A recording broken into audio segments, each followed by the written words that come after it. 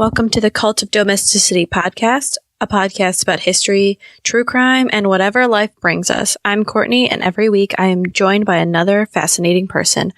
Let's see what we're going to talk about this week. Welcome back, devotees. I'm here this week with Heather from Nature vs. Narcissism. Hey, I ruined everything. This is round 2. It's not, like I said, I don't record every day, just every night. I should know how to operate my equipment, but sometimes I don't. I should mention, we're a little slap happy already because we went on an adventure. Courtney's endeavored to get a new phone, which your husband was so delightfully helpful in trying to help us because I got mansplained yesterday, almost punched a dude in the face in a Sprint store. Jason's like, I'll go with you. Mainly, one of us would have punched someone in the face. I almost punched our new friend.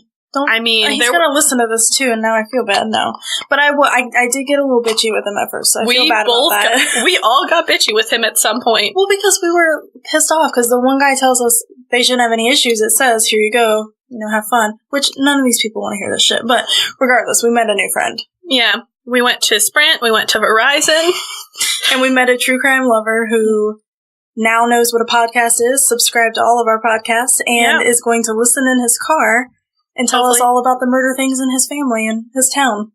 Yeah, Portsmouth, Ohio. Who knew? Actually, I think I did a crime near Portsmouth, Ohio. I think you did, yeah. It was a historical crime, though. Yeah. So you knew. So why are you asking? I didn't know there were a lot of recent ones. It's really interesting, though. He was, really getting hyped up talking to us about it, which is cool, because most people shy away from true crime. And he was all like, what? You guys do that, for a living? This is awesome. Yes, for a living. I wish. I want to make it my job. I just gotta get better at it. And then we also had our first...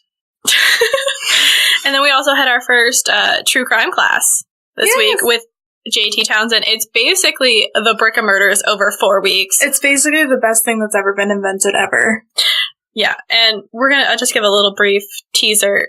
The plan is to figure out how to pressure the county to reopen the case. Mm-hmm. Get new sets of eyes on it and everything. Theories, petitions, whatever it takes. So Heather and I are going to record some episodes for Patreon on this. And I think for Patreon, I will probably end up publishing on there at least my notes from the class, which Heather is jealous of my cute electric blue notebook. I am. It's I'm like a journal. going to get a new one. Because I got a spiral because I thought we were just, in regular school again. So I just did the regular college-ruled spiral notebook, and she comes to class with this bomb-ass book that has a bookmark in it already. And elastic wraparound, too. So I'm going to Walmart tomorrow on my lunch break and buying a $2.50 book and rewriting all my notes. That was my happiest point when I realized it was $2.50. Well, it was my happiest point when I realized, fuck, I gotta rewrite this. I don't know, your notes were beautiful. No, I was really scrunching on that one page, though, in the top corner. I was like, oh, I've got so much paper, I could turn the page, but don't want to. Okay, so I actually picked my case because I was going to do something different, but I changed my case after that class and heard one of the cases you didn't really know a lot about. Do you want to guess? I'm so excited. No. Wait, the Domo family?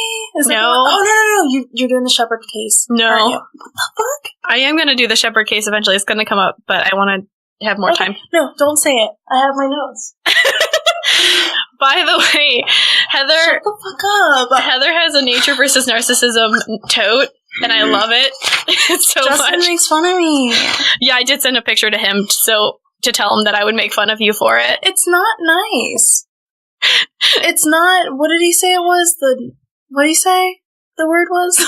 What did he call me? I don't... Vanity. It was a vanity thing? Is that what he said? I guess. What the fuck, Justin? I just want to carry my things. It was originally meant to carry my stickers and my pins and stuff, so for when we go to Chicago and stuff like that. But then I got excited, and I'm like, I can carry all my research stuff in here. That's fair. Come on. We'll just have to make fun of him for something else. Yeah. Alright, so... It's one of the cases we talked about. Dennis and Evelyn Kobe? No. Alright. Patty Rewaltz? No. It's one of the biggie ones. Audrey Poole? It was... Sophia Bayer? No. Francis Brady? No. Oh, one of the big ones. Oh, the ones that I wanted to... Oh, okay, so his fall class. The Lindbergh case? Yeah. Yes. Why didn't you say one of the big ones? I would have known. I'm so excited. I'm doing that class in the fall. I don't know if I'll be here. Excuse me? In Cincinnati. I don't know what's happening after August. That's when my contract's up. So we're going to have to talk after this recording because you didn't tell me this. I have a possibility of saying, but Heather is very upset now. I'm sorry I get into people's lives and then I have to move again. Actually, my lease is not up till November. All right, so you'll be there. For most part, yeah. I have to afford that somehow. Yeah, we're going to talk about the Lindbergh baby. What do you know about Charles Lindbergh? Not much.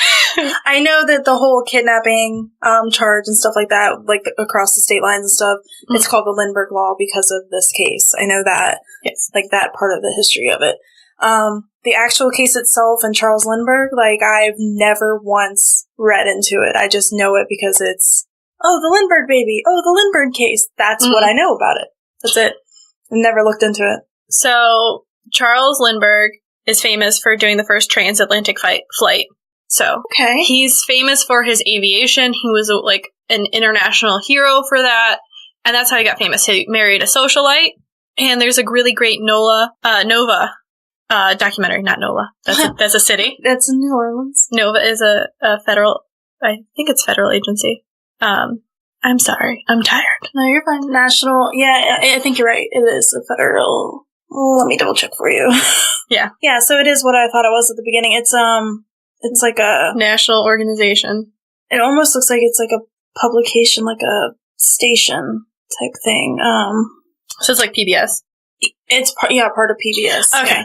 Okay. So, so I watched a Nova, aka PBS, documentary on case of the Lindbergh baby with John Douglas, aka Mindhunter, aka awesome. So yeah, so if you're interested in seeing Mindhunter going over and like going to the actual Lindbergh house, watch it. It's on YouTube. It's not on PBS anymore, but give PBS all your money. All of it. Well, most of it. I mean, you need to live comfortably, but give them money. They do amazing things. Mm-hmm. But, okay, so Lindbergh, known for flying around the world, he got his money because he married / trained his wife to fly, and she was an heiress. Nice. Her name was Alice. And so they were married. They had a little boy, Charles Lindbergh Jr. You have this basically international figure, and they have their cute little blonde son. Did I mention Charles Lindbergh is a fan of eugenics and the whole Nazi perfect gene ideal? What? Oh, yeah, no. Yeah. He loved the Nazis for that reason. So Charles Lindbergh goes into my unofficial assholes of history. I was just going to say your asshole bag. No, it's the unofficial assholes of history. People you would think, oh, these are such great people. But you're like, but wait. There's more. So if you call now, you get a book on how they're an asshole. Yeah. It is going to be $29.99. So was he, okay, so you said that he would fly internationally. He was with a socialite and she was an heiress. So that's where he got most of his money from? Yes. Okay. So, and he taught her how to fly. So they flew, like, they were known for, like, being really famous early aviation people. Okay. So Charles Lindbergh, most known for being the first person to fly across the Atlantic. Really big proponent in eugenics. Do you need a crash course on eugenics? Okay, that made me sound really stupid, but yes. No, it's a like I hear it a lot from basically you, and maybe one other person, but I never really delved into it. I just want to make sure you understand. Like, it's not because if you don't understand, then listeners don't understand. And let's just say it's the listeners who don't understand and not me. No, that sounded mean. Let's just say it's me. It's for anyone who doesn't understand eugenics, which is a weird, and I'm going to do very, very brief. Mm-hmm. Basically, it was a science developed in the mid-1800s, where it started with kind of like phrenology, which is the measuring of your skull. Oh shit, I do know this. Okay, cool. Go ahead. To determine, like, it was racially based, and that was a part of eugenics, where it's a racial-based science. Mm-hmm. And it was how oppression would happen because they were saying, well, because you're this race, this is like, you're not a pure race, da-da-da-da-da. Yep. And it had begun to pick up steam, especially with imperialism and colonialism with the race for Africa by the European nations around the same period of time and of Asia. So they needed to justify taking over some of these civilizations and populations that had a complex written history or had technological advances and all of this. So it was really a form of justification in the form of science. Mm-hmm. And we still see some, it's not eugenics today, but you still see some use of science to justify certain things that people are like, what the hell? Uh-huh. But that was really big. So, and we see the Nazis using it to a very extreme basis in the concentration camps and such. But Lindbergh was a component of this. He believed that he was part of the pure race, blonde hair, blue eyes, tall man. Well, Lindberghs are building a new, so the Lindberghs in the 30s, 1932, are building a new house in Hopewell, New Jersey. So they're building their dream home, dream mansion. Just picture it. HGTV. In the 1930s, during the Depression. Yeah. Oh, it sounds like a rad time to start building a house. You have plenty of cheap labor. True, I guess. And if you're a socialite and an heiress to some fortune, I guess that works in your favor. So not everyone lost their money in the Depression. Yeah. People like the Kennedys and other people who saw the bubble coming, slowly started pulling their funds out to not preemptively cause it. Mm-hmm. So I don't know if Lindbergh's family was one of those who foresaw the Depression and just pulled everything out. But this seems like they at least had some foresight to have stashed away money, not all in the stock market. Which, the Kennedys' case on that is insane. In the membrane. It's terrified to cover the Kennedys a little bit. They could take That's why I want to take the fall class so I can get a crash course on it. Okay, so on the night of March 1st, 1932, the Lindbergh family was relaxing in their Hopewell, New Jersey home that's half-built. And as we talked about on Thursday... I was just going to say, this is the part that I do know about the case. They had been working on this house, so they had decided to stay overnight. This wasn't planned, which makes this all very suspicious.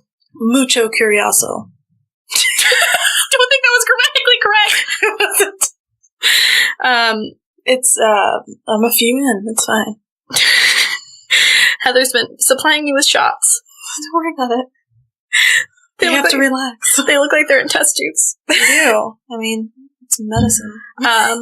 Charles Lindbergh Jr. was in his crib while the rest of the household is downstairs doing their business, Around 10 o'clock, the nanny goes up to check on the baby, and, he's not there, which is not great for her job. Your one job, watch children. That's no child. Suspicious. Yeah. And how old is the baby at this point, though? 2. Okay, so it should be in a crib. Yeah, he's in a crib. Really get out of the bed very easily. No. And so she immediately alerts everyone. They begin to search, and they inform the police, which I assume means phones were newer. Mm-hmm. And if they're building your house, I don't know if the phone would be there, so someone probably had to run out and get the cops. Which, this seems a little hard, to call in an emergency or have an emergency and you have to go and find the police, right? Well, that's normally how it was before. You had, set areas where the police would be. Yeah, okay. So that's why... So, not one station for the entire area. There would be, different... There'd be smaller stations. Yeah.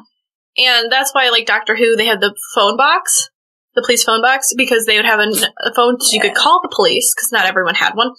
Also, you can put criminals in there, so if someone's, a robber and you catch him, you can lock him in there until Citizen's arrest. Till the police come. Mm-hmm. Stay in here, bad guy. Yeah. They figured out that the kidnapper or kidnappers took young Charlie in his room between 9 and 10. So that's an hour window to take a baby from a house full of people. Right. How many people were there? Was the nanny, the mom, the dad, and then the contractors? Probably not the contractors, but their servants and such. Because they have servants.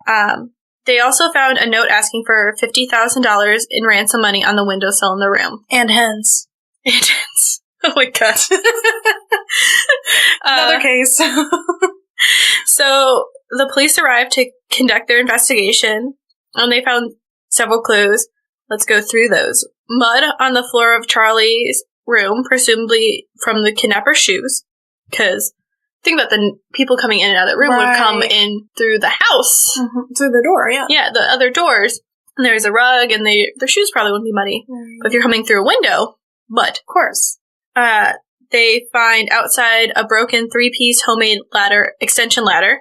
So not well built if it was broken. I was gonna say, like, it seems very dangerous. The side rails of the middle section were split, suggesting the ladder had broke as the kidnapper descended. Okay, yeah, that makes sense. The baby. That tracks. They also discovered a chisel and 2 sets of footprints leading away from the house in a southeasterly direction towards the presumably tracks of the getaway car.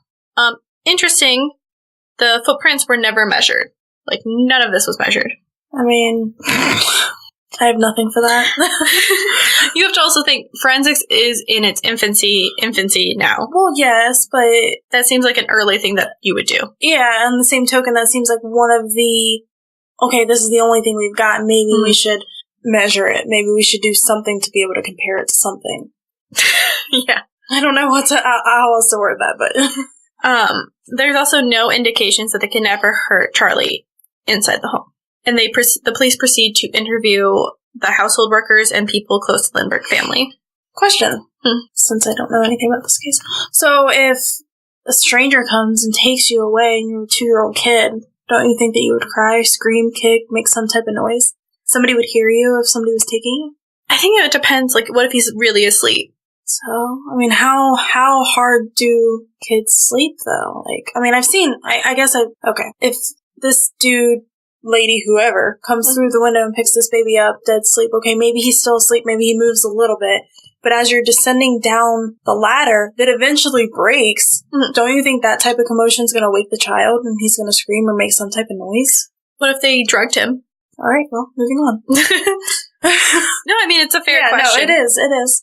Trust me, a lot of people have a lot of questions about this case, and most of these people are dead now, so we can't ask them. And I've never heard any details about this case, so I'm, like, really questioning it. So, really, all they have to go on is the ransom note and then the subsequential... No, that's not right. Subsequential 12 ransom notes. Excuse me? Well, remember, you can't call. Like, they're probably not going to call. Well, yeah, but 12 ransom notes? You know, maybe he's a prolific letter writer, and I'm going to go with he because the suspect that they find is a he, but, you know, maybe they love writing. Is it nice handwriting, at least? No. Oh.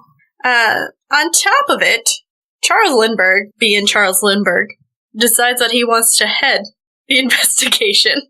And because... In his plane?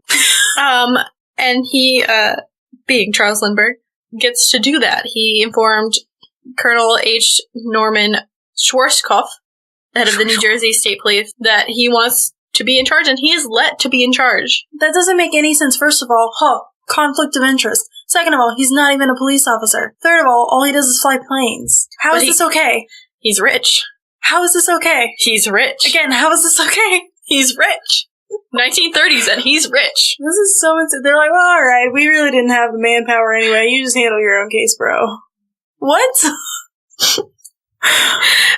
No, he was in charge of the police. Like, that's the best part, is he's like, no, I'm in charge now. He's the captain now.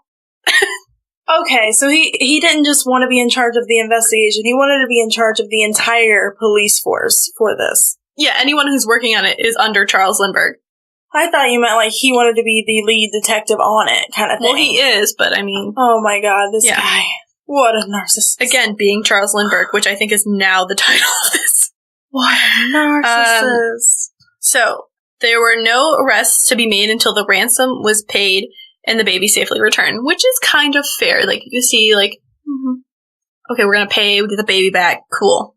The Lindberghs also went on television, or radio, sorry. Too early for television. Would have been very early. Only like 4 people would have had it. Yeah, but those 4 people may have made the difference. Oh, those 4 people may have. But they went on NBC radio promising to keep confidential any arrangements that would bring their baby back. Bring little Charlie back. On March 5th, so only 4 days later, they received their first communication from the kidnappers since the baby was taken. It was a handwritten note mailed from Brooklyn. Of course, Brooklyn. I have nothing against Brooklyn, but we're gonna go with it. Yep. The note said, quote, "Don't be afraid about the baby. 2 ladies keeping care of it day and night," end quote. 2 ladies keeping care of it day and night. Very dehumanizing the baby. Yes. Granted, I always refer to babies as it until, like, they are born, because it is an it. I mean, it's like a bean, or like... it's a living... That's what we call our niece now. Bean. I mean, it's a living thing inside of you, but it's an it. Because you can't really see it. You know what I mean? Like, you can't put a face to it. Yeah. Yeah, and in case, say, something happened, it kind of, I don't know, detaches you a little bit. Yeah. Like, this is our little bean. Which is our little nugget. Yeah. The note also warned the Lindberghs to keep the police out of the, quote, case, misspelled C-A-C-E, and said that future notes would tell them where to deliver the money, which is spelled M-O-N-Y. So there's misspellings in this. Yeah, so it has probably a very low education, possibly. Yeah, could be. They needed to go between the kidnappers, so the Lindberghs settled on 2 bootleggers who had volunteered. I'll drink to that. Bootleggers? Sounds like I'm trying to pronounce that one presidential Buttigieg. Buttigieg? Every time I see it, I think it's saying "but" at me, and I'm just like, thank you. Buttigieg? So our good friend Al Capone called the kidnapping, quote, the most outrageous thing that I have ever heard of, end quote, and offered $10,000 for information leading to the return of the child. So everyone is, like, aware of this. Like, it is the Madeleine McCann story of this period. I feel like I have to watch this now. Like, side note, you don't want me to, but the more you say not to, I feel like I have to, so I know what the fuck's going on. You get to see Portugal, and it's beautiful. I think I'd rather just read about the case than watch the documentary. Yeah. I would say Ohio did a good job covering it. Oh, they always do, though. Yeah. They make horrible jokes, but they still do a great job. And you don't have to watch it for 8 hours. True. That's the one upside, because who has 8 hours? Courtney. I had a commitment before I started watching it, and I regretted it. Not the recording of it, because that was fun. Yeah. But the watching of the document. I drank a lot. I'm not saying I drink a lot, but I drink a lot. I drink a decent amount. A healthy amount. As long as it keeps you going. So, in Bronx, an intelligent, patriotic, a bit overbearing 72-year-old retiree principal named Dr. John Condon wrote a letter that ran in the Bronx Home News on March 8th, and he was offering $1,000 of his own money in addition to the ransom money provided by the Lindberghs. He promised he would go anywhere alone, give the kidnappers extra money, and never utter his name to any person. So basically he's like, I'll be the in-between. Yeah, like, I'll be your little mediator. I will go and drop off the money, get the baby, and I won't say a word, kind of thing. Yeah. Like, they just want the baby back. Yeah. Baby back. Oh my god, that just went through my head, and I felt like it was such a dark humor point that I couldn't do it. God damn it. I'm just picturing Mike Myers. Baby back. I'm just picturing Mike Myers from Austin Powers. Okay. The next day, wow, that was speedy. Gordon found in his mailbox a letter from the kidnappers asking him, quote, get the money from Mr. Lindbergh, end quote. So, and then to await further instructions, as most of these notes are apt to do. So was money spelled the same way, M-O-N-Y? Yes, and get has 2 T's. I mean, get. So, Codin calls Lindbergh with word of his letter, and Lindbergh's like, come out, let's meet and discuss the response to this. He gave Cordon toys and safety pins that he might help to identify the baby, and authorized him to place, like a money-ready note in the New York American. Then, at 8:30, March 12th, the doorbell rang at Cordon's house. He was handed a letter by a man. The man explained that a man, there's a lot of men's because we don't know who they are. Yeah. In a brown topcoat and brown felt hat, had stopped his taxi and asked him to drive the letter to 2974 Decatur Avenue. Okay, so taxi drivers were basically like bird message deliverers, like. Are you thinking about carrier pigeons? Yes. God damn it, I could not think of the word, but yes, like, so he was like stopping the cab, giving them this letter, being like, hey, take it here, and that's it. Here's $10, take this letter. Gotcha. Because they're not going to do it with that money. Because their whole job is to drive things around for money. Right. Normally they're people, but letter, sure. That would be so to me. Like, so so fucking shit. Let me try again. That would be so sketchy to me, though. If somebody flagged me down like, hey, here's $10, deliver this letter to such and such place. I'd be like, that's a little odd, buddy. Why aren't you getting in the cab with me? You know what I mean? Mm-hmm. Like, I would take note of that person. Oh, yeah. I mean, he said brown top coat, brown felt hat. So he remembered some aspects. Right. The letter told Condon to take a car to a specific location near an empty hot dog stand, which sounds so sad. Can you just imagine an empty hot dog stand in New York? You're just like, oh no. Yeah. Someone's stolen all the hot dogs. That's not the sad part I was thinking of. Someone took the hot dog man? Or they turned the hot dog man into hot dogs.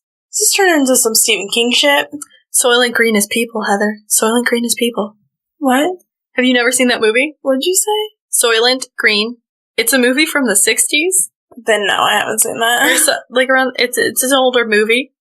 They go to the empty hot dog stand where hopefully the hot dog man has not been turned into hot dogs, where he might find a note under a stone.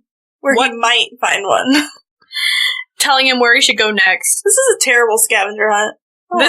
This is the most high stakes, worst set up scavenger hunt. Yeah. And he was told to be at the location within 3/4 of an hour.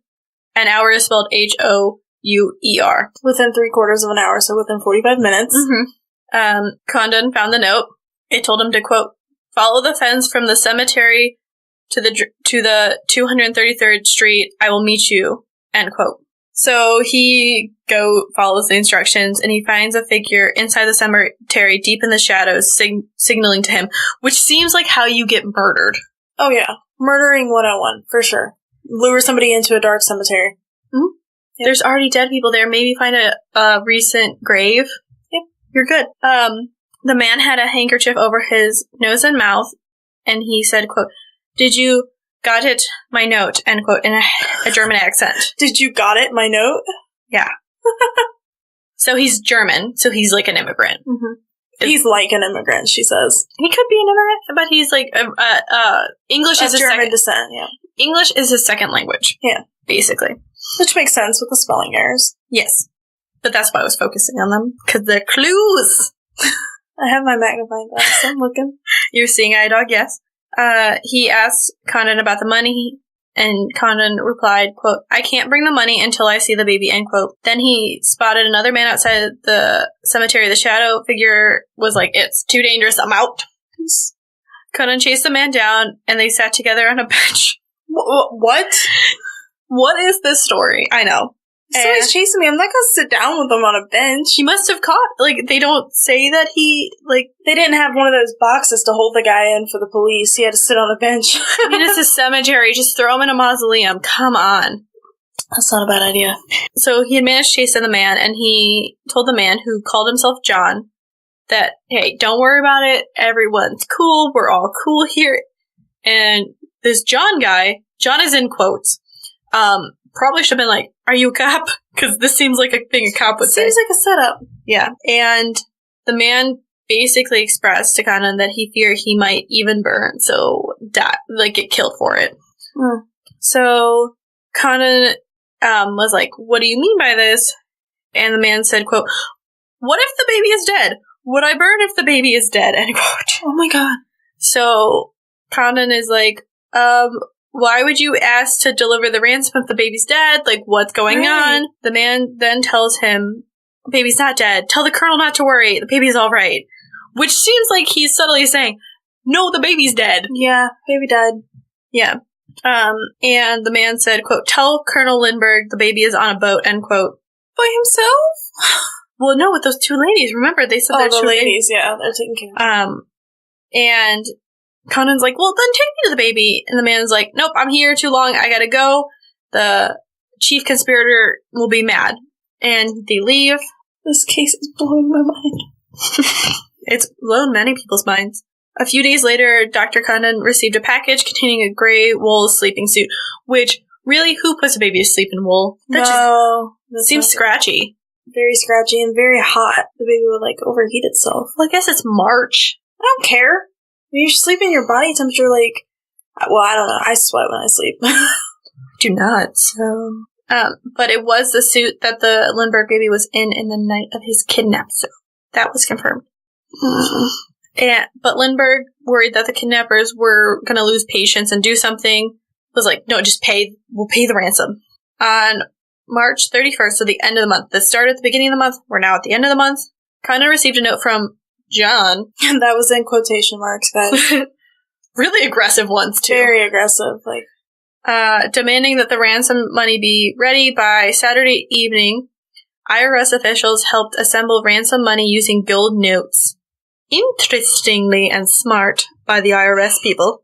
Within 2 years, the country would be off the gold standard, which is a whole other thing. Oh, let me tell you. Let me just tell you. The U.S. getting off the gold standard was a big to-do, but from the 1930s or 1830s till we got off the gold standard, there was always a debate about going on the silver standard as well. I don't know what any of this means. So the gold standard means you're basing all your country's money behind how much gold they have. Oh, okay. Okay, never mind. So like a dollar would be like a... Yeah.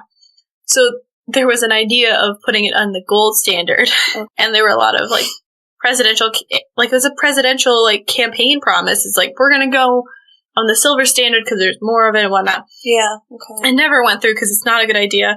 Granted, having it based on something seems like a great idea, but there's only so much gold in the world.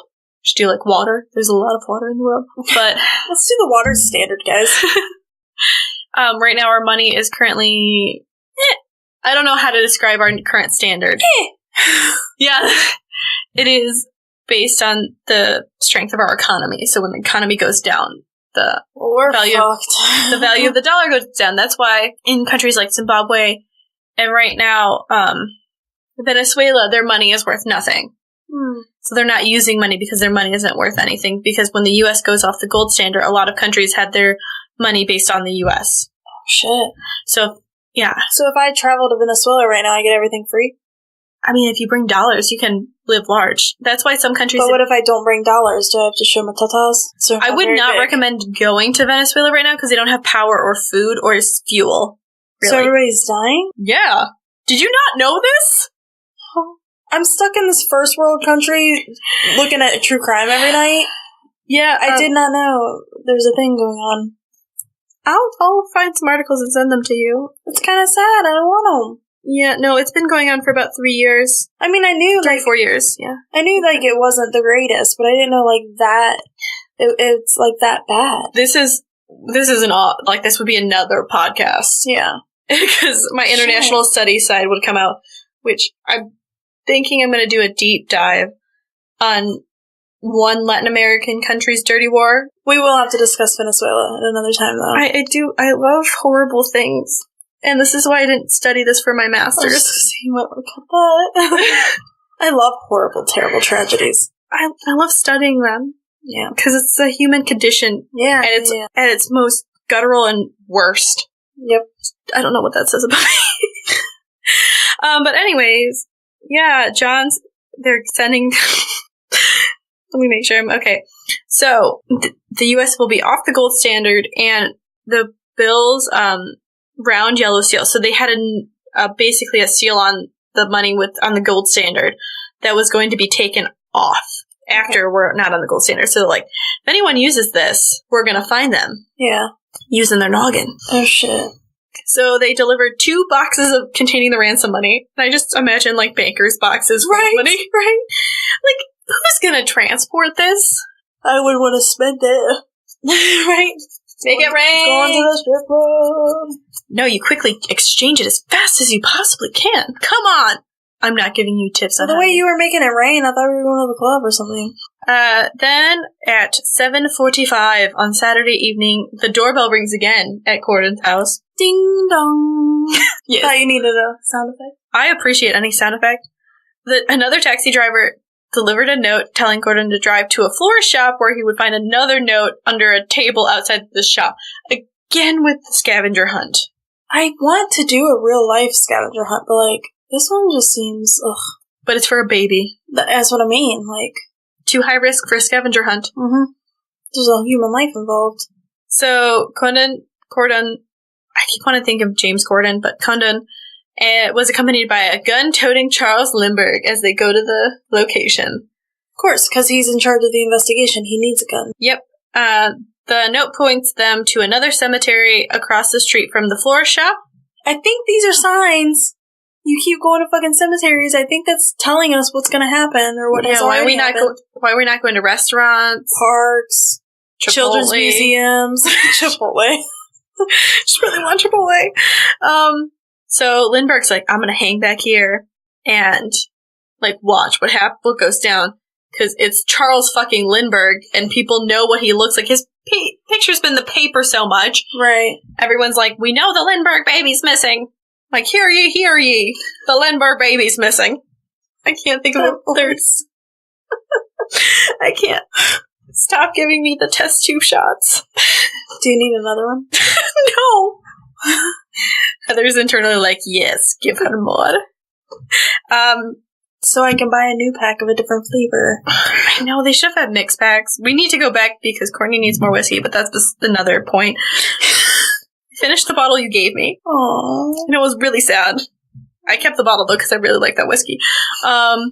Someone recognized Cunnan, and it was John! Air quotes John. That John. And he was like, hey, you got my money? Bitch, better have my money. Right? And he's like, yeah, the money's just in the car, but you need to tell me where the baby is. And John's like, I'll be back in about 10 minutes with a note that has the baby's precise location. Oh, it doesn't take you 10 minutes to write 4 words. Also, you could just speak it. You could have already said it. The baby is dead. Those are the 4 words, aren't they? No. But that's where it feels like the cemeteries are leading to the baby is dead. That's what I mean, these fucking clues. So he hands John the $50,000 in return for an envelope said to contain the directions to a boat called Nellie, where the Lindberghs were to find their baby. And the note said, quote, you will find the boat between Horseneck Beach and Gay Head near Elizabeth Island. So the next morning, Charles Lindbergh is in the air flying along the Atlantic coast looking for a 28-foot boat, Nellie. It was false. The area was searched several times, so they didn't find Nellie, the boat. This is stressing me out so fucking bad. So then, in May 12th, 1932, at 3:15, a truck driver named William Allen stops just north of the small village of Mount Rose, New Jersey, about 2 miles from the Lindbergh home, to use the woods for the restroom. Because, truck stops aren't a thing. And also men just do that anyway. Yeah. You just whip it out wherever they want. About 75 feet off the road, he looked down to see a baby's head and foot protruding from the ground. No, stop! Seriously? Yeah. Don't laugh! I'm laughing because it's so horrible. Also, I thought you knew the baby died. I knew the baby died, but fuck, I didn't know that's how he was found. It was Charlie A. Lindbergh Jr. The hunt for the baby was over. Thank God that guy had to piss. They later revealed that the baby was probably killed by a blow to the head, possibly from a fall coming down the ladder from the nursery. So did John really just want a ransom? He wanted money, but then oopsie, the ladder broke and now the baby's dead? We'll see. Oh, this case is stressing me out. How do you think everyone else felt? Terrible, apparently. Yes. So the investigators continue to question one of Lindbergh's maids, Violet Sharp, which sounds like a great name. I like it. It either sounds like a really high-class stripper, or someone who's, going to be, a novelist, and just love it. Violet Sharp really had been evasive in prior interviews. She told police that she'd been out with a man named Ernie Brinkert. Great names. Dude, that's like a detective name. Artie Brinkert? It's Artie Brinkert, and I'm drinking whiskey in my, I literally office. Just see, a little PI guy. This could be a noir. It's adorable. Those two could be a noir. There we go. Let's make it. Violet is the, femme fatale, and Ernie is I'm the so detective. Excited right now. Can we I'm make a story? Yes. We'll have someone else write it, though, because we don't have time. We have all the ideas. You guys, we just need a writer. Yeah. So she had been out with Ernie on the night of March 1st, and Ernie Miller came forward earlier and had admitted that he and not Brinkett had dated Violet that night. So there's another Ernie.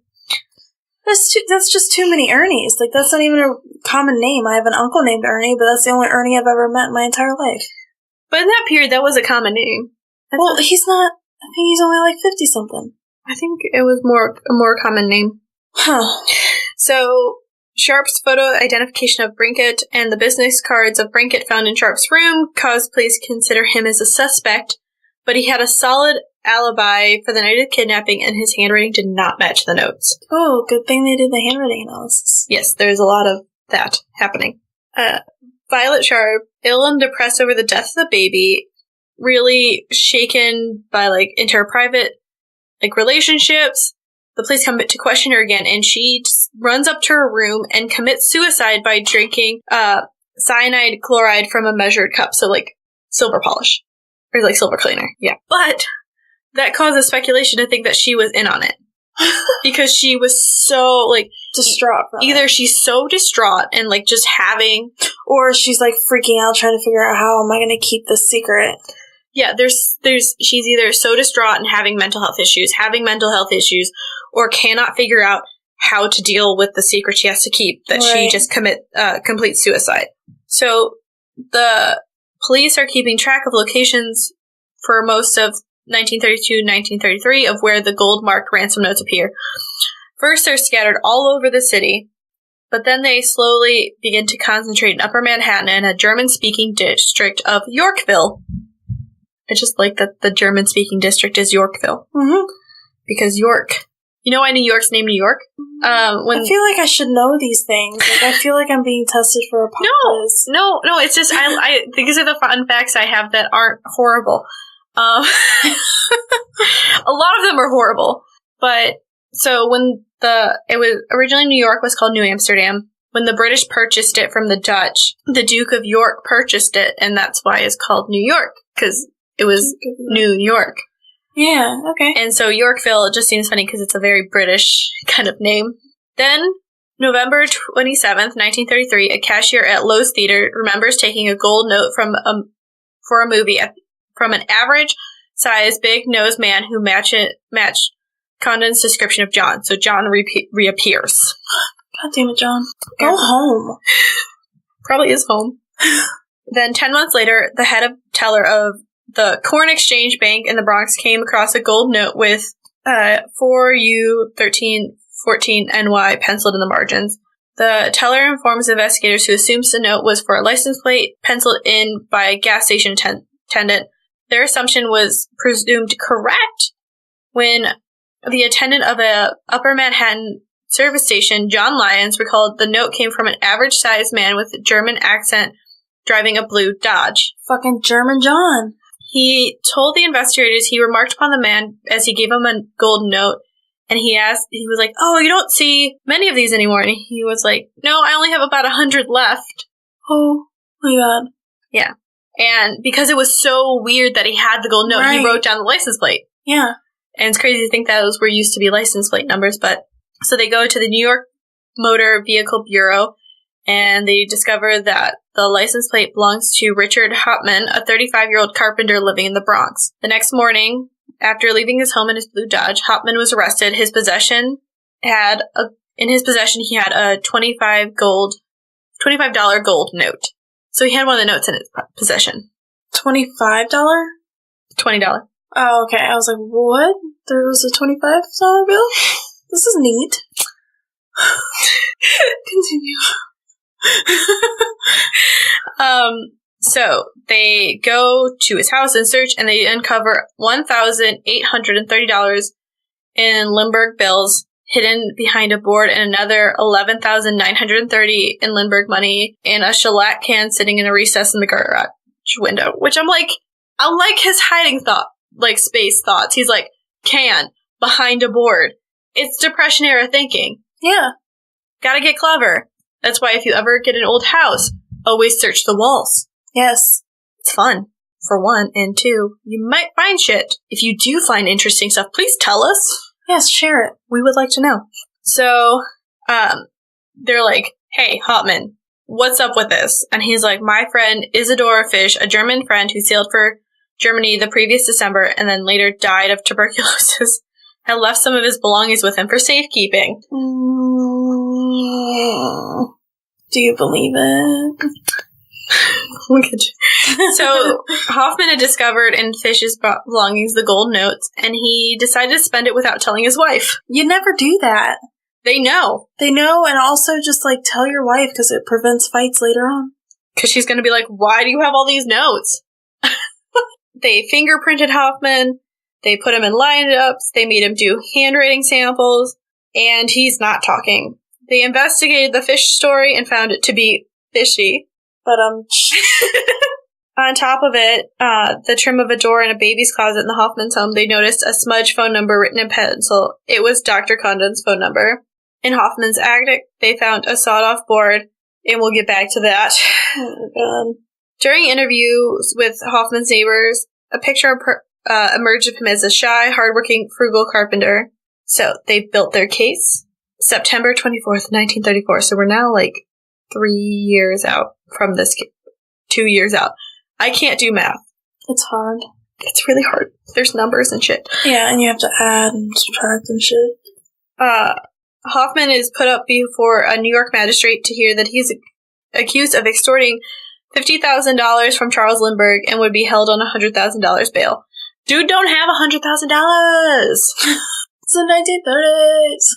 Most people now don't have $100,000. I don't even know what that looks like. I'm assuming it would fill this room. Heather just got real happy thinking about that. That would be so fun. I was just like, Angel, like... Oh, I thought you were gonna Scrooge McDuck this shit. Who, what? Scrooge McDuck? From DuckTales? Dive into the money? Yeah, but that's also on, oh my god, what's that kid movie? Richie Rich. Oh, yeah. Yeah. Scrooge McDuck is older. Yeah. They just... You like the old ones? You like those silver foxes, don't you? I'm not answering this. So, you just did. 2 weeks later, in the Hunterdon County Courthouse in Flemington, New Jersey, which sounds like the most New Jersey town, Flemington, New Jersey. And you just lost all of your New Jersey listeners. No, they make fun of themselves. It's cool. Okay. They don't pump their gas, so I'm not mad about it. I'd go to New Jersey. Oh man, that's awesome. New Jersey did not pump my gas. It was great. 23 grand jurors unanimously voted to indict Hoffman on the murder of the Lindbergh baby. So, it's going to trial, y'all. Mm-hmm. Going to trial. You're gonna indict a ham sandwich, though. Just remember that. And New York agreed to extradite Hoffman to stand trial in New Jersey, too. Okay. So, this is all going according to their plans. The prosecutor's plan.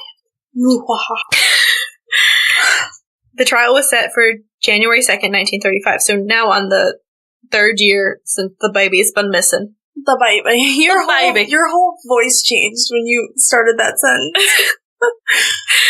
Oh, those test tube shots hit real hard. Do you need another? No, stop this. Heather and the journey with the test tube shots. We do a shot contest thing again. We can do test tube shots. Yes. By New Year's Day, Flemington overflowed with 700 reporters, thousands of people, and hundreds of communication technicians. So, people came to see this shit. Holy shit, dude. That's a lot. Think of OJ trial level shit without TV. Yeah, so that's what I was thinking. Like, if you wanted to look at it at that type of level, like when TVs and news stations started covering stuff like that, the Ted Bundy trial was the first one where it was like, broadcast across all these platforms, all these different news stations, that kind of level, but without the TV, I guess. Yeah, so you had to be there. Yeah. So just to know, true crime, always been popular. I know. People act like it hasn't. So we're not fucking crazy. Dateline just celebrated, 25 years? Something like that. I mean, I grew up watching fucking John Walsh and America's Most Wanted and different shit like that. Yeah. I love that shit. So we also have celebrities such as, and let me know if you know them, Walter Winchell, Arthur Brisbane, Damon Runyon, and Jack Benny coming to see the trial. He's him and the second guy, Brisbane or whatever. Vendors hawked miniature kidnap ladders, locks of the Lindbergh baby's hair, and photographs of Charles Lindbergh. So repeat that. Vendors? Yeah. So think of Ted Bundy, like the Burn Bundy bird shirts. Oh my God. During the Bobbitt trial. Yeah. And all of that, yeah. We've always been horrible as a population. I know. We're just trying to reflect on it more now. Well, I mean, you can, because there's more ways to showcase it. You know, there's so much technology, so many ways to film every single second. So it just seems like it's just now becoming a thing. Mm-hmm. At 10 o'clock that day, Judge Thomas Trenchard, who was 71 years old, a well-respected judge, took a seat on the bench. Bruno Hauptmann, followed by a state trooper, probably to protect his ass, took a seat next to his lawyer, Edward J. Riley, a hard-drinking man known as, quote, the Bull of Brooklyn, end quote. Love it. Bull of Brooklyn. Let's go. Of course, Charles Lindbergh is there, because he's got to be in the middle of all this shit. Yeah. And he sits next... It's his investigation, of course. He probably had his magnifying glass, his Sherlock Holmes I'm sorry, I just want to punch him in the face. I don't know why. He just seems like an asshole. He's a Nazi. He lost his kid, which is unfortunate. But But then again, he's still a Nazi. Yeah. And he's greeted by the prosecutor, David Wench, the Attorney General of New Jersey. That's how big this case is. They got the Attorney fucking General for New Jersey to try this. That is insane. So, Judge Trenchard ordered the 48 names of prospective jurors, so they're just selecting jurors, and there's this many people there, to be drawn from a box containing 150 names. And the trial is underway. They dinged a little bell, and they're like, let's go. Are you ready to rumble? No, it's, are you ready for a sham trial? A sham trial. Sorry. Justice! Whoops. Spoiler alert. You don't know how this goes. You're under a rock. I can tell by the way you're acting, but also I know it's like a huge case in U.S. history, so... It didn't go down how it was planned? Yeah. I mean, I knew that much. Like, I didn't know all the details leading up to it, though. I knew the whole, got the baby out of the window. We were staying in the house that night. We weren't supposed to. It was being constructed, whatever. I knew there were ransoms, all that stuff, and I knew the trial didn't go according to plan, but I didn't know all the little details in between. Yeah. So, Wentz outlines in his opening statements the prosecution's theory of the case. He describes how Hauptmann, carrying a burlap bag, presumably containing the baby, climbed the ladder into the nursery. He went out the window when his ladder broke. He had more weight going down than when he was going up. When we went down. So then now we're body shaming the 2-year-old? Like, that's the reason the ladder broke? Or it wasn't built properly. But he's a carpenter, so he should know how to build a fucking ladder. Also, the baby didn't weigh that much. It's a 2-year-old. His fault. So he went down with the child and commissioned the burglary. The child was instantly killed when, fell. Hit his head, Yeah. So he continues on with his story. The jurors are so enraptured, and he goes, we will be asking you to impose the death penalty. It is only suitable punishment for this case. End quote. So they're going hard. Yeah. And I can't remember when, but there's a certain period, we think between the 40s and the 80s, where the death penalty is 74 or 76 it came back. Yeah, it's deemed illegal for the whole country. Because there was a lot of botched hangings. Yep. And such. And mind you, I don't know if I've discussed this, hanging is a very precise art. Yes. So you could, really hurt somebody and not kill them. You can pop off someone's head if it's too short. If it's too long, it's horrible. You have to get... I think I watched something on this. I don't know. We're not going to go into my... Morbid curiosity. Continue with that. I feel like people are just calling me I'm concerned. Is Courtney okay? Does she need to talk to somebody? I need to stop watching documentaries about things in your house that kill you, really is what it is.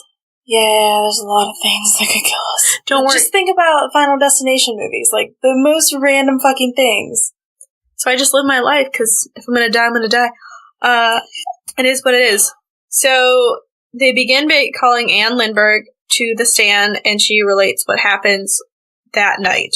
Wentz hands her baby's clothing, and is like, yes, this is what little Charlie was wearing on the night.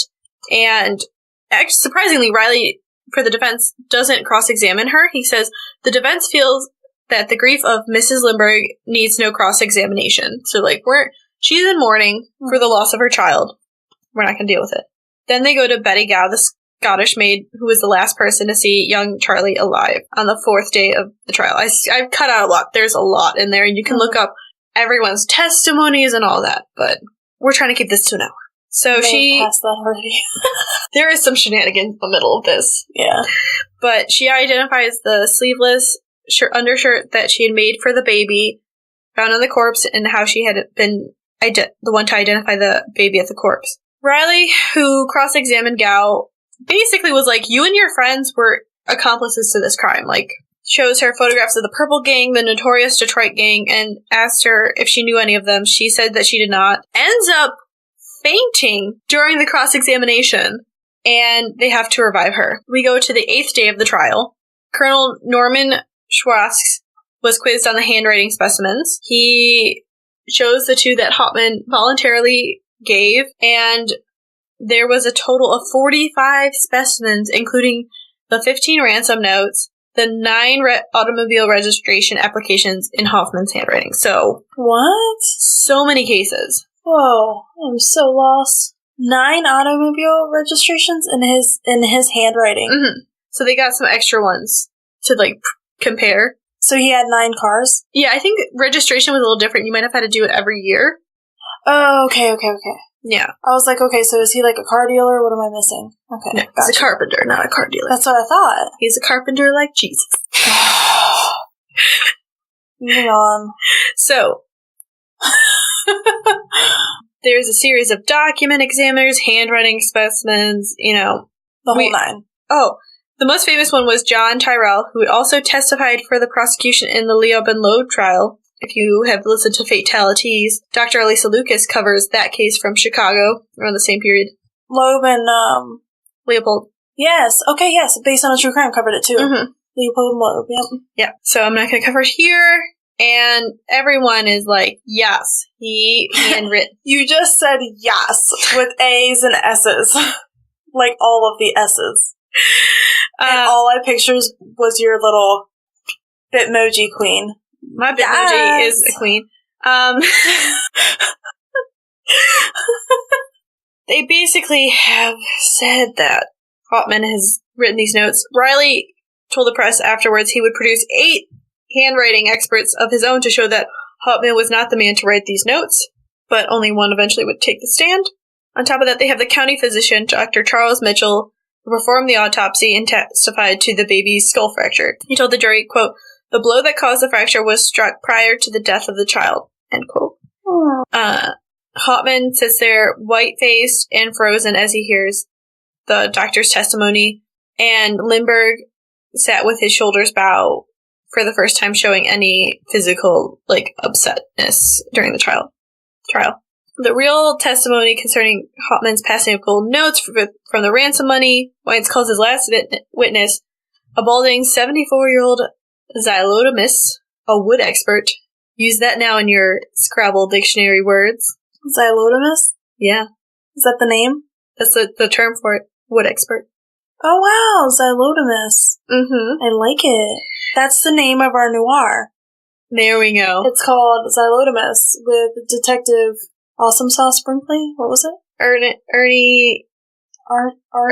I have to scroll up and look for it. It was Arnie something and Violet something. Ernie. At this point, I might as well just go. With Violet Sharp and Ernest Brinkert. Ernest Brinkert and Violet Sharp and our Xylotomist noir. I love it. Now I have to find where it was. Okay. So the Xylotomist from Madison, Wisconsin. Oh, shout out to Jessica. Arthur Kohler. Kohler identified the board of the kidnap ladder as coming from a lumber store in the Bronx, and given the location and the number of nail holes in the grain of the wood, Kohler argued that the board must have at one time been joined to the boards found in Bruno Hauptmann's attic. So, and that's the end of the state's case. Repeat that last part, though. So, because of the location, the way the board was cut, the shape of the nail holes and the grain of the wood, the board would have been at one time joined to the boards found in Hauptmann's attic. So basically, he had taken pieces of the attic boards and made the ladder. Oh, shit. Mm-hmm. He thought he was sneaky. I mean, that is pretty clever. Damn. They presented a total of 162 witnesses. That's a lot of witnesses for a crime that took 4 years to solve. Yeah, Or go to trial. Yeah, from the state side. So, now we have Riley's turn. He is throwing out there that the crime was a conspiracy involving Condon, Fish, and Sharp, among others. So we got a big old conspiracy. Yep. And I just love that this is the start of the conspiracy theories on this one. Mm-hmm. He theorized the ladder was planted near the Lindbergh house by a clever, disloyal workers to throw the police off the track of an inside job. Oh boy. Sharp stole the child, then committed suicide when she realized the net was closing in. Wentz followed with a 5-hour summary of the evidence against Hauptmann, who he called the lowest animal in the animal kingdom and public enemy number 1 of this world. Of the world. Of the world. So, Wentz concluded, telling the jury the defendant is, quote, either the filthiest vile snake that ever crawled through the grass, or he's entitled to an acquittal, end quote. So, it's black or white. Right, yeah, there's no in between. Yeah. After giving the final instructions, Judge Trenchard sent the jury out to begin deliberations at 11:21 on February 13th. By 10:28 that night, so they almost 12 hours, the court bell rung, signifying the jury had reached its decision. I just love that they were like, take your time, we'll bring you in snacks. Right, yeah, ring the bell when you're ready. Yeah. Well, they probably sent someone out and someone else ringing the bell, but still. A few minutes later, jury foreman Charles Walton stood with trembling hands to announce, we find the defendant, Bruno Richard Hauptmann, guilty of murder in the first degree.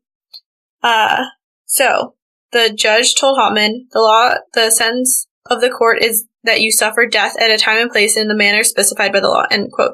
So it was a 32-long-day trial, and it's done. So it only took about a month. Yeah. Which is still shorter than California trials. Right. Oops. Whenever I hear getting off-cover Californian trials, I'm just like, oh. Right, it takes forever. It takes so long. I love their coverage, though. I love it. I love their coverage of it, but it takes, their trials are insane. Oh my god, I couldn't do it. So, New Jersey appellate courts unanimously reject Hauptmann's appeal. And that question, you have to think, how much of it is just the publicity on this? This is the Lindbergh baby case. Yeah. And he asked the Board of Pardons to commute a sentence. The appeal was also rejected, this time by a 7-1 vote. His only supporter came from the New Jersey governor, Harold Hoffman, who believed that the kidnapping could not have been pulled off by one man. But under New Jersey law, he is not allowed to unilaterally commute his sentence. So he wasn't able to save him, basically, because due to their laws. They tried to get him to confess, but it proved fruitless. Sam Leibowitz, the defense attorney in the Scarborough Boys case, visited Hoffman's cell 3 times trying to convince him to confess to avoid the electrical chair. So if he trying to get Hoffman to confess to avoid the electric chair, so if he would have confessed, he would have just, life in prison? Yeah, they probably would have done life in prison because he's admitted he's showing, remorse. Like a type of remorse, yeah, I did it, whatever. Yeah. So, he did get Hoffman to speculate on how the crime would have been committed. He said the crime would have had to been committed by a gang of kidnappers, and the person who entered the room easily could have run down the inside stairs of the home and out the door. So he didn't need the ladder. But think about it, if you know where, the back doors are and stuff like that, you could get out. Right. Evidence in recent years strongly suggests at least 2 men were involved in the kidnapping, and that Cemetery John was not, in fact, Hauptmann. Cemetery John! That's what they call him now, yeah. I was calling him, what was I calling him? I think we were calling him air quotes John. Yeah. Cemetery John's way better. Yeah. A newspaper even promised to give Hauptmann's widow, Anna, and their young son $75,000 if he would provide the paper with details of the kidnapping. He, to his dying day, insisted he was entirely innocent. He sat in prison this entire time? Yeah, every time people came in, he said, I'm innocent. At 8:44 on April 3rd, 1936, so 4 years after the kidnapping, the New Jersey State Prison put 2,000 volts of electricity through his body, and he was killed. And he never once confessed? No, he did not confess. Holy shit. Like you said, the Lindbergh kidnapping led Congress to pass the Federal Kidnapping Act, also known as the Lindbergh Law. This act made kidnapping a federal offense and allowed federal investigators the authority to pursue kidnappers across state lines and jurisdictions. Very interesting. Love it. Love the law aspect of it. Yeah. So most people don't believe that Hauptmann acted alone, or if he did, he was just a fall guy. Right, so I'm asking you, do you think he even had any part of it? I think the theory I heard that's either he was one of the lower people in there and he just had the money, because they never found all the money. Mm-hmm. Like, the amount he was like a scapegoat, you think? He was a scapegoat, or he extorted it from someone else, or someone was just keeping it in his house and like, hey, if you need some cash, grab it from here. But he doesn't seem clever enough to get it done. I think that is just you have to know their schedule. There's so many outside components. And did he even have any connection to this family? No. At all? Yeah, that's what I was thinking. So, the Nova documentary goes into this too. Like, they kind of don't believe he did it, or he did it alone. So, I mean, Hauptmann's evidence is quite compelling, but the evidence of him being a sole kidnapper is the more problematic point. If you think about it being a group just makes so much more sense. Mm-hmm. Like, who's going to hold the ladder? Who's going to look out for people? And all of that.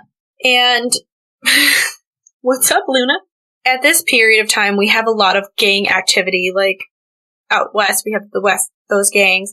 We also have, like, mobs and that routinely kidnapping members of the rich and famous, like, their family members to supplement their incomes. Right. And Lindbergh, like I said, was one of the most famous people at that point. So, and you knew he had a kid? Yeah. He doesn't have a criminal record. Hauptmann doesn't have a criminal record in the U.S., but he did have a criminal record in Germany. And, you know, did he want to just take him out? Because he's the number one person. He's like, oh, I'm, like, struggling here and whatnot. But it doesn't seem like there's that obsession with Lindbergh anywhere, like, any evidence of it.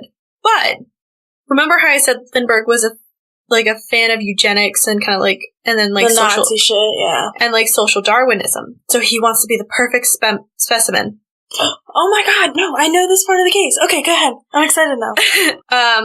So his character kind of like he believes he has like the perfect genes and all of that, and he actually had secret affairs starting in 1957 with women in Germany and having like secret kids to have these perfect German or Northern European kids. Mm-hmm.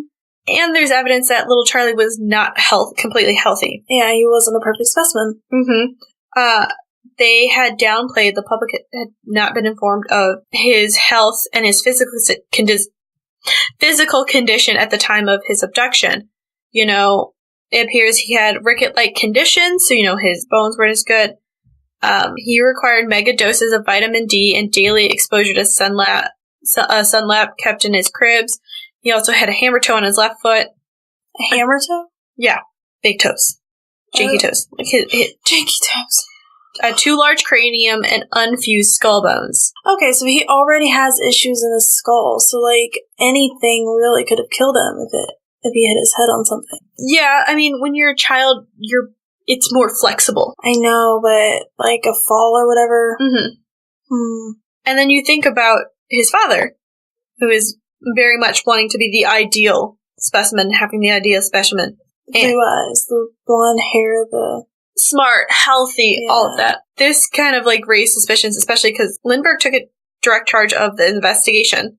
Mm-hmm. He isolated his household staff, who may have had knowledge of his son's medical conditions, from questioning authorities, including Hoover and the FBI. Herbert Hoover? Yes. J. Edgar Hoover, not Herbert. Herbert was the president. That's who I was thinking of. Oh, yeah. Okay, never mind. You're thinking of Edgar. So, that's weird. Just a little bit. And immediately following the a cursory autopsy, he ordered the body cremated and the ashes scattered. Yeah, because they didn't want anybody to be able to exhume the body and look for any additional evidence of anything, health-related or otherwise. Yeah. So, there was a trend also of, hey, my kid isn't normal, and they just kind of would disappear. They'd be taken to a home of a less famous person or a less wealthy person, or taken to... It sucks, but that was what happened. So fucked. Yeah. On top of the fact that, like I said, Lindbergh wasn't supposed to be there. They weren't supposed to be there that night. and it was the first time Lindbergh inadvertently missed a public speaking engagement. He came home from New York City where he worked instead of going to a dinner where he was to speak. And who's really to say that, did he orchestrate his son's death, or was it really an outside gang who just messed up? What do you think? I think it was him. It just seems like, well, like, from just not even knowing all of that stuff, just from, like, the little overview that JT gave us the other day, I immediately thought it was the dad. Like, he's so, like you said, he's so into eugenics and the perfect specimen, and the minute he told me, or told the class that his son had these health issues, I'm like, oh, duh, fucking red flag. And then the whole, what he said, the coincidences or whatever, or the one-offs that they were not supposed to be there. This is, like, the only night they were staying at that house. Like, who else would have known that? Nah, bro, you did it. Especially because later we see him having children with other women, and he swore those women, like, the kids had to do DNA tests, like, after Lindbergh died, to be like, no, we're Lindbergh's kids. Yeah. We weren't allowed to say anything. Holy shit. It's just insanity. And it's horrible because I think it really was an accident that he died.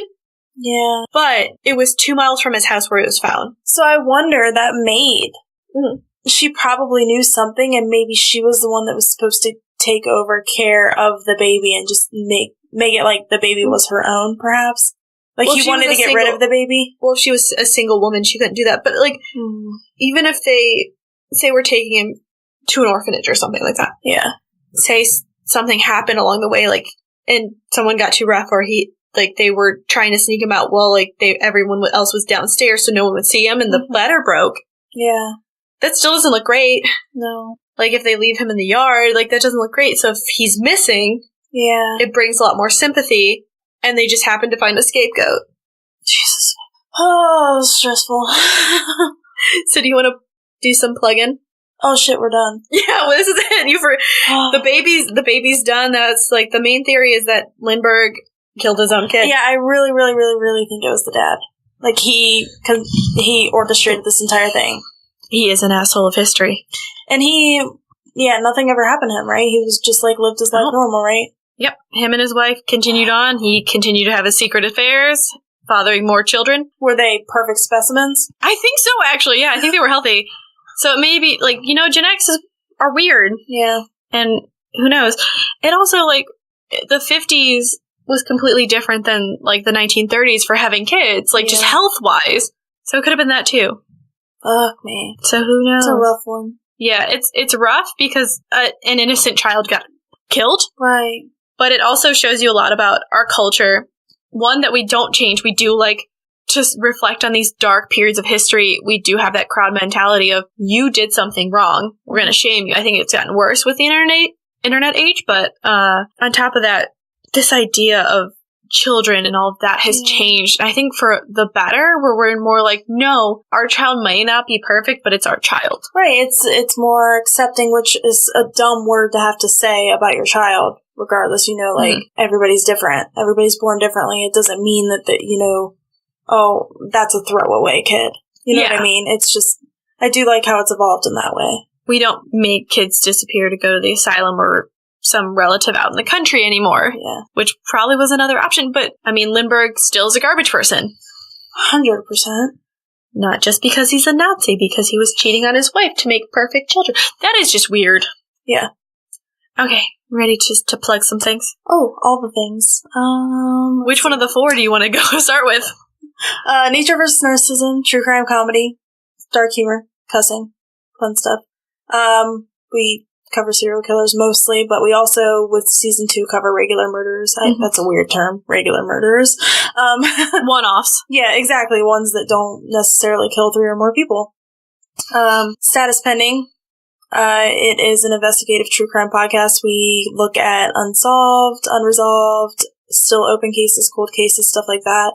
We talk with the family members, sometimes private investigators, authors, psychotherapists, all of the peoples.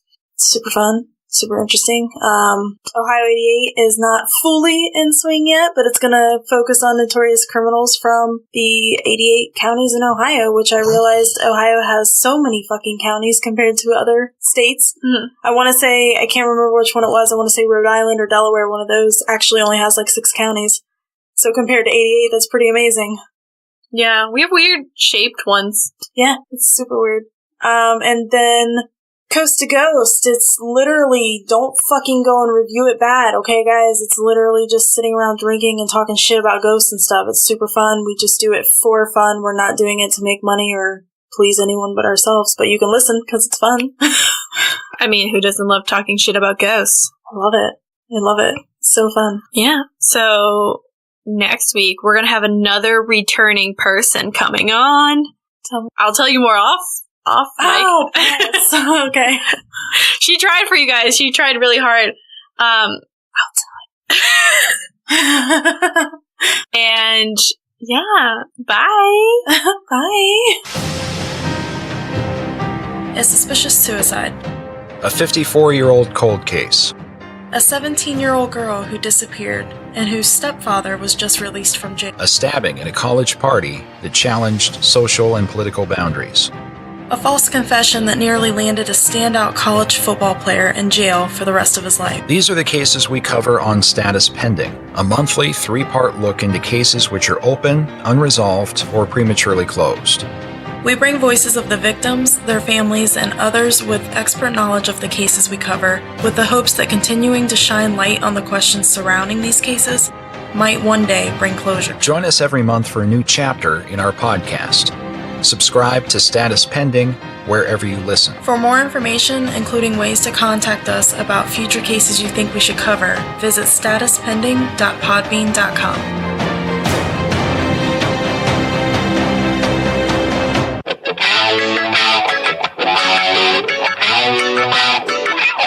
Are you sick of the dark and depressing news that floods our timelines and airwaves? Are you looking for entertaining news stories that will make you laugh? Maybe a few upbeat and inspiring news stories. We are the podcast for you. I'm Greg. And I'm Diana. And we are the hosts of the Pod-Ful of Sunshine podcast. Every week we bring you the funniest, craziest, off-the-wall news stories to come out of Florida. But Florida isn't the only place where crazy lives. We bring you the crazy news stories from all around the world. Join us every Monday as we review the crazy news stories of the week. We can be found on Apple Podcasts, Google Play, Spotify, Stitcher, basically any major podcast platform. Hit that subscribe button so you never miss an episode. And tell a friend. of Domesticity. We're available on all podcatchers. Remember to rate, review, subscribe to help spread the word, or just force other people to listen to it. Our Facebook and Twitter are at Domestic Podcasts, and our Instagram is at the Cult of Domesticity. We also have podcast merch at Threadless. As well, if you want to support us financially or show some appreciation, we have a PayPal tip jar and a Patreon, which has some pretty great perks. Any topic suggestions, feel free to email us at domesticpodcast@gmail.com. Remember to stay domestic and cult-free.